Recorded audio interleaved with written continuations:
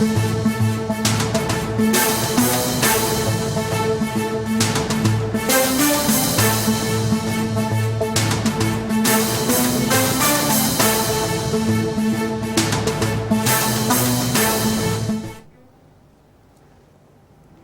Fertility మోసాలపై దర్యాప్తు కొనసాగుతోంది. Doctor నమ్రత పాత కేసులపై పోలీసులు ఆరా తీస్తున్నారు. హైదరాబాద్, విశాఖలో డాక్టర్ నమ్రతపై 12కు పైగా కేసులు ఉన్నట్టు గుర్తించారు.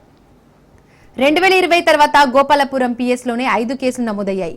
ఐవీఎఫ్ సరోగస్తో పాటు పిల్లలను కొనుగోలు చేసిన డాక్టర్ నమ్రత అక్రమ సంపాదనతో తెలుగు రాష్ట్రాల్లో భారీగా ఆస్తులు కూడబెట్టింది. 6 రాష్ట్రాల్లో నమ్రత నెట్వర్క్ ఏర్పాటు చేసుకుంది.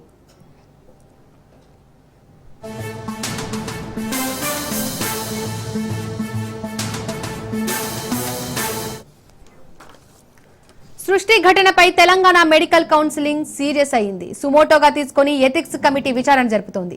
2016లో డాక్టర్ నమ్రత రిజిస్ట్రేషన్ ను 5 ఏళ్ల పాటు రద్దు చేసింది మెడికల్ కౌన్సిల్. 2021లో మళ్లీ దర్యాప్తు చేసింది. డాక్టర్ నమ్రత కోర్టు కేసులు పెండింగ్ లో ఉండడంతో రిజిస్ట్రేషన్ ను పునరుద్ధరించలేదు మెడికల్ కౌన్సిల్.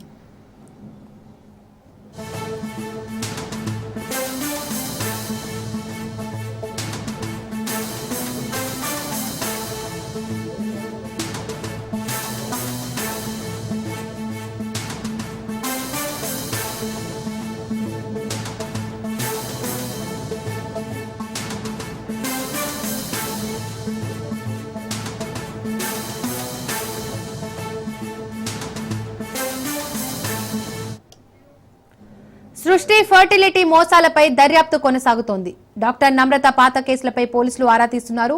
హైదరాబాద్, విశాఖలో డాక్టర్ నమ్రతపై 12కు పైగా కేసులు ఉన్నట్లు గుర్తించారు. 2020 తర్వాత గోపాలపురం పిఎస్లోనే 5 కేసులు నమోదవగా ఐవీఎఫ్ సరోగస్తో పాటు పిల్లలను కొనుగోలు చేసిన డాక్టర్ నమ్రత అక్రమ సంపాదనతో తెలుగు రాష్ట్రాల్లో భారీగా ఆస్తులు కూడబెట్టింది.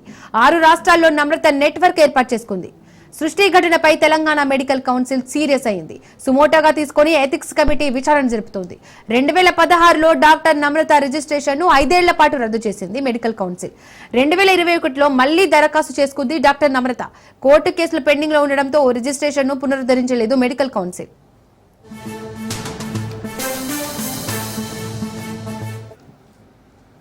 ఇంకా ఈ అంశానికి సంబంధించి మరిన్ని డీటెయిల్స్ మా ప్రతినిధి రత్నకుమార్ లైవ్ ద్వారా అందిస్తారు. రత్నకుమార్, నమ్రత అతని కుమారుడిపై కస్టడీ పిటిషన్ వేశారు కదా, ఈ కస్టడీలో ఏ అంశాలు వెలుగు చూసే అవకాశాలు ఉన్నాయి? ఇంకా గాంధీ హాస్పిటల్ డాక్టర్ సదానంతో పాటు ఇంకా ఎవరినైనా ఐడెంటిఫై చేశారా? Secunderabad Gopalapuram police station limits లోని సృష్టి టెస్ట్ ట్యూబ్ బేబీ సెంటర్ లో జరిగినటువంటి మోసాలకు సంబంధించి ఇప్పటికే అధికారులు ప్రధానంగా దృష్టి సారించారు. ఎవరైతే ఇందులో మోసాలకు పాల్పడినటువంటి నిర్వాహకురాలు నమ్రతతో పాటు ఆమె యొక్క కుమారుడితో కలిపి మొత్తం 7గురిని అరెస్ట్ చేసి రిమాండ్కు తరలించడం జరిగింది. ప్రస్తుతం నిందితులందరూ కూడా చెంచల్గూడ జైల్లో ఉన్నారు. అయితే ప్రస్తుతం గోపాలపురం పోలీసులు వీళ్ళని అదుపులోకి తీసుకుని వీళ్ళని కస్టడీ విచారణ చేయాలని భావిస్తున్నారు. ఈ క్రమంలోనే నాంపల్లి కోర్టులో కస్టడీ పిటిషన్ కూడా దాఖలు చేయడం జరిగింది. కస్టడీకి తీసుకొని విచారణ చేస్తే నమ్రత చేసినటువంటి మోసాలకు సంబంధించి దానికి కొమ్ము కాస్తూ ఆమె యొక్క కుమారుడు ఏ రకంగా బాధితులను ఇబ్బందులకు గురి చేసేటటువంటి అంశాల మీద పూర్తి విషయాలు అనేవి వెలుగులోకి వచ్చేటువంటి అవకాశం ఉంది. కాబట్టి వీటన్నిటి మీద కూడా ప్రధానంగా దృష్టి సారించడం జరిగింది. ప్రస్తుతం గోపాలపురం పోలీసులు నాంపల్లి కోర్టులో పిటిషన్ దాఖలు చేసి వారం రోజుల పాటు వీళ్ళని కస్టడీకి అప్పగించాలంటూ కూడా పిటిషన్ లో పేర్కొనడం జరిగింది. మరి కోర్టు ఎన్ని రోజుల పాటు వీళ్ళని కస్టడీకి అప్పగిస్తుంది, అసలు కస్టడీకి అప్పగిస్తుందా లేదనేది కోర్టు తీర్పుతో వెలుగులోకి బయటపడేటువంటి అవకాశం ఉంటుంది. ఇక ఇదిలా ఉంటే ఇప్పటికే సృష్టి టెస్ట్ ట్యూబ్ బేబీ సెంటర్ లో జరిగినటువంటి మోసాలకు సంబంధించి కేవలం సికింద్రాబాద్ లో ఉన్నటువంటి ప్రధానమైనటువంటి బ్రాంచ్ లో మాత్రమే కాకుండా విజయవాడ, విశాఖపట్నంలో సైతం ఇటువంటి మోసాలు అనేవి గతంలో కూడా జరిగాయి. వీటన్నిటిని బేస్ చేసుకుని దాదాపు కొన్ని కోట్ల రూపాయలను వీళ్ళు అక్రమంగా సంపాదించడం జరిగింది. మరోవైపున చైల్డ్ ట్రాఫికింగ్ కు పాల్పడటం జరిగింది. కాబట్టి వీటికి సంబంధించినటువంటి పూర్తి వివరాలన్నీ కూడా ఈ కస్టడీ విచారణలో తెలిసేటువంటి అవకాశం ఉంది. ఎందుకంటే కస్టడీ విచారణ చేస్తే ఖచ్చితంగా గతంలో మనకు నార్త్ జోన్ డీసీపీ తెలియజేసినట్లు ఇందులో చైల్డ్ ట్రాఫిక్ అనేది అంశం ఉంది. కాబట్టి సరోగసి మొదటిగా ఐవీఎఫ్ అని వచ్చిన వాళ్ళకి సరోగసి రిఫర్ చేయటం, సరోగసి కూడా చేయకుండా ఎక్కడో ఒక పేద మహిళలను అప్పటికే గర్భం దాల్చిన వాళ్ళందరినీ కూడా టార్గెట్ చేసుకొని వాళ్ళకు ఒక 80,000 రూపాయలు, 90,000 రూపాయలు, ₹1,00,000 లోపే ముట్ట చెబుతూ వాళ్ళు అప్పుడే పుట్టినటువంటి బేబీలను తీసుకొచ్చి సరోగసి ప్రాసెస్ ఎవరికైతే అప్లికేబుల్ చేస్తూ ఇక్కడ ట్రీట్మెంట్ చేస్తున్నామని చెప్తున్నారో మాయమాటలు వాళ్లకు ఇస్తున్నటువంటి పరిస్థితులు అనేవి కనిపిస్తున్నాయి. కాబట్టి అసలు ఈ చైల్డ్ ట్రాఫికింగ్ అంటే వేరే ప్రాంతాల నుంచి పేద గర్భిణులు డెలివరీ డెలివరీ అయిపోయిన తర్వాత వాళ్ళ దగ్గర నుంచి పిల్లలను ఏ రకంగా రవాణా చేస్తూ ఉన్నారు, ఇలా ఇతర ఇప్పుడు పిల్లలు లేనటువంటి భార్యాభర్తలకు ఏ రకంగా వాళ్ళను అప్పచెబుతున్నారు అనేటువంటి విషయం మీద కీలకమైనటువంటి అంశాలన్నీ కూడా తెలియాలంటే ఖచ్చితంగా వీళ్ళను కస్టడీ తీసుకొని విచారించాల్సినటువంటి అవసరం ఉంటుంది. దీని మీద ప్రధానంగా దృష్టి సారించి ఈ కస్టడీ పిటిషన్ వేయడం జరిగిందని చెప్పొచ్చు. ఇక ఇదిలా ఉంటే మొత్తం ఆల్ ఓవర్ వీళ్ళకు ఉన్నటువంటి బ్రాంచ్లలో తనిఖీలు అనేవి చేపట్టడం జరిగింది.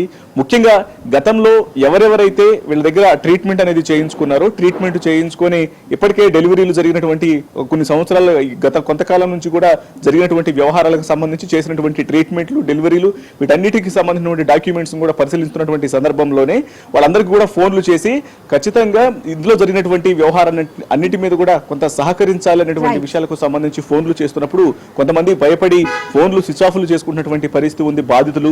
మరోవైపున పోలీసులు కూడా చాలా స్పష్టంగా తెలియజేస్తూ ఉన్నారు, బాధితుల వివరాలను కొంత గోప్యంగా ఉంచాలి అంటూ కూడా పోలీసులు తెలియజేస్తున్నటువంటి పరిస్థితి ఉంది. ఎందుకంటే విక్టిమ్స్ అనేవాళ్ళు ఎప్పటికీ కూడా బయటికి రావాలంటే కొంత ఇబ్బందికరమైనటువంటి వాతావరణం ఉంటుంది కాబట్టి వాళ్ళ వివరాలు అనేవి బయటకు తెలియజేయొద్దనేటువంటి విషయాన్ని ఇప్పటికే పోలీసులు తెలియజేసినటువంటి పరిస్థితి ఉంది. మరోవైపు ఈ యొక్క జరిగినటువంటి టోటల్ ఉదంతం మీద national human rights commission NHRC కూడా ప్రధానంగా దృష్టి సారించింది. HRC సీరియస్ అయింది.